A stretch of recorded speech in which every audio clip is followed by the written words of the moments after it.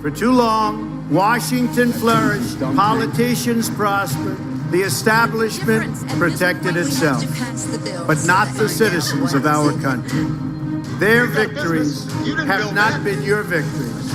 Their triumphs have not been your triumphs. That all changes starting right here and right now. From this day forward, a new vision will govern our land. It's going to be only America first. Buy American and hire American. No challenge can match the heart and fight and spirit of America. We will not fail. Our country will thrive and prosper again.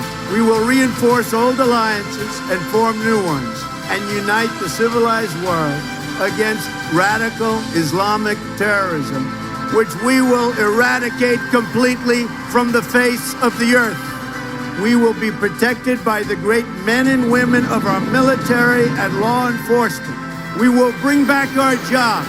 We will bring back our borders. We will bring back our wealth. And we will bring back our dreams. We will face challenges. We will confront hardships. But we will get the job done. Together, we will determine the course of America and the world for many, many years to come. This moment is your moment. It belongs to you.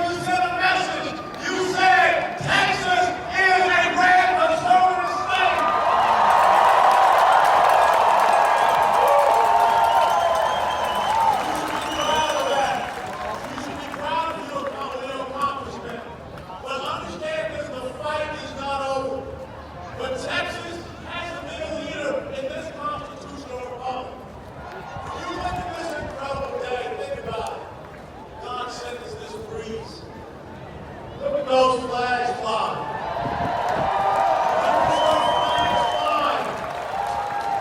He is the wind beneath our wings, and He is going to help us to rise to soar to great levels. We should not go weary. We should not go faint, because we will mount up on those wings like eagles, and we will say this incredible United States of America. You know, when I look at you all out here, such inspiration. It's a nice Saturday in November. You could be sitting at home looking at college football. You could be, I said college football, not NFL.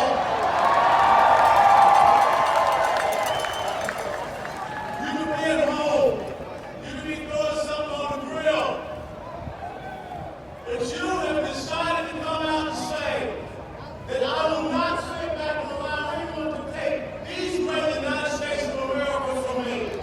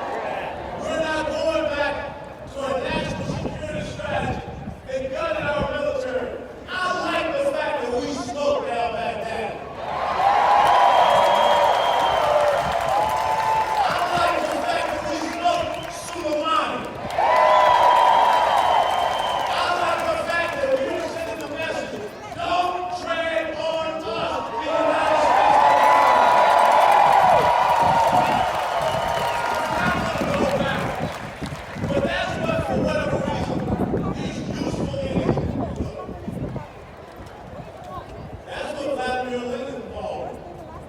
Useful idiots. They want to take us back. There are people in this audience today who are from Venezuela. There are people in this audience today who are from Vietnam. There are people from Cuba.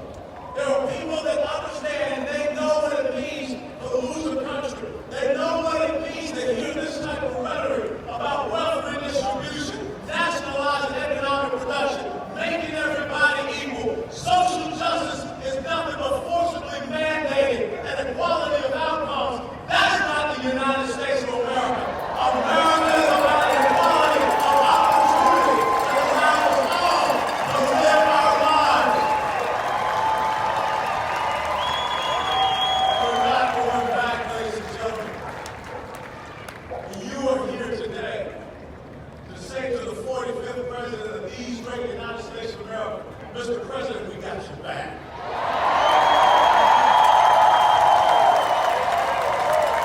I don't care what people say on the news. We're going to continue to press on.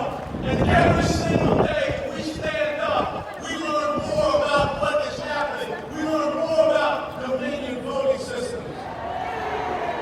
And think about this.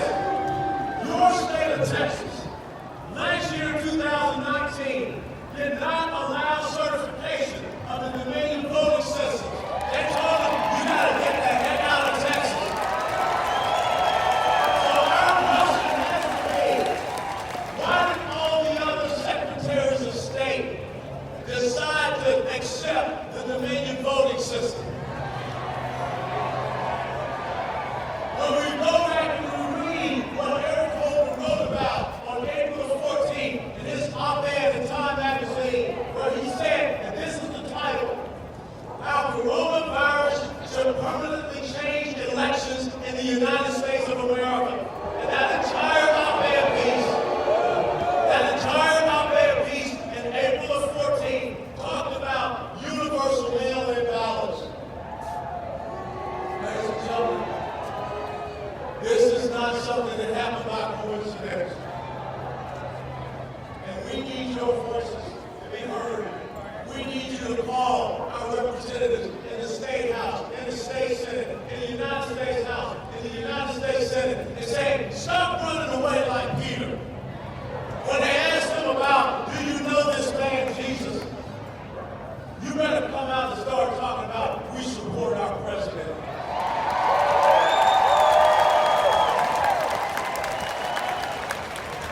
There's no other Republican president since 1960 with Richard Nixon that has brought together a stronger minority coalition. No other Republican president has done what Donald Trump did. And when you look at this audience, you see the results. Black, white, Hispanic, young, old, Gentile, it does not matter. We're America. And Donald Trump brought us together.